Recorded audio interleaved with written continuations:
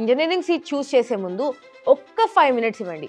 ఎందుకంటే 1 seat lock చేశారంటే next college మాత్రమే కాదు 4 years లైఫ్ని డిసైడ్ చేస్తున్నారు.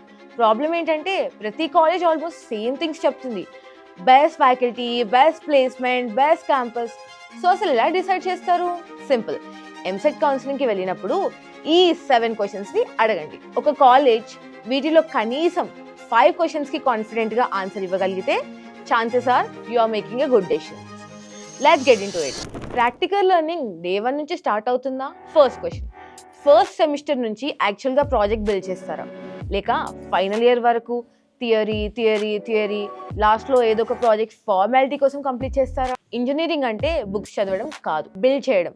మీరు ప్రాజెక్ట్ బిల్డ్ చేస్తే మిస్టేక్స్ చేస్తారు, ఆ మిస్టేక్స్ ఫిక్స్ చేస్తారు, టీమ్తో వర్క్ చేస్తారు, ప్రాబ్లమ్స్ సాల్వ్ చేయడం నేర్చుకుంటారు. ఇంటర్వ్యూలో కంపెనీస్ ఆపరేటింగ్ సిస్టంలో ఎంత స్కోర్ వచ్చింది అని అడగడం కన్నా ఏం బిల్డ్ చేశావు అని ఎక్కువ అడుగుతాయి. Question number 2. కరికులం ఎప్పుడు లాస్ట్ అప్డేట్ అయింది?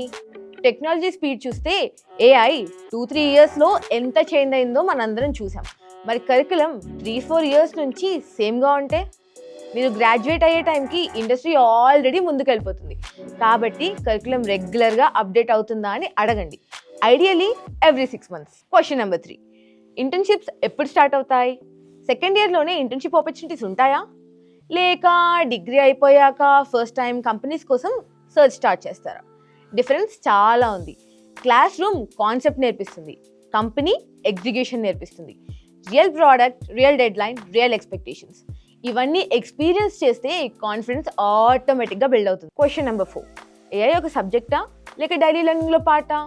ఇప్పుడు AI ఫ్యూచర్ అని చెప్పడం కూడా అవుట్డేటెడ్. AI already present.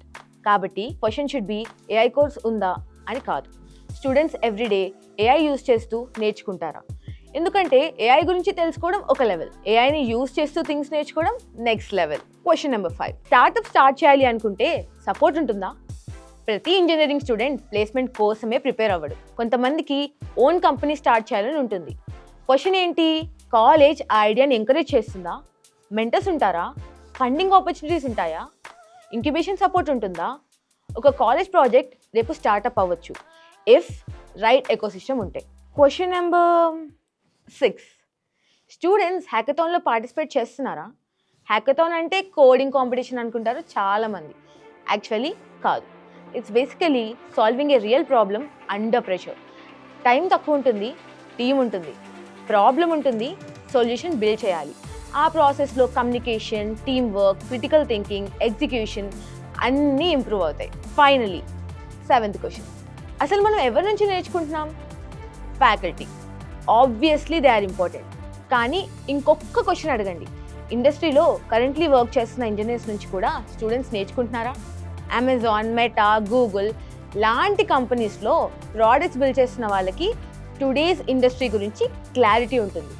ఆ ఎక్స్పీరియన్స్ క్లాస్ రూమ్లో దొరికితే ఇండస్ట్రీకి ట్రాన్సిషన్ చాలా ఈజీ అవుతుంది. సో కౌన్సిలింగ్కి వెళ్ళినప్పుడు ఈ 7 questions మర్చిపోకండి.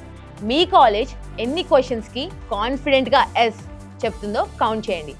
5 or more, that's probably a good sign. If you are considering NIIT, then ask the same questions. ఎందుకంటే కాలేజ్ని అడ్వర్టైజ్మెంట్స్ చూసి చూస్ చేయకండి, ఆన్సర్స్ చూసి చూస్ చేయండి.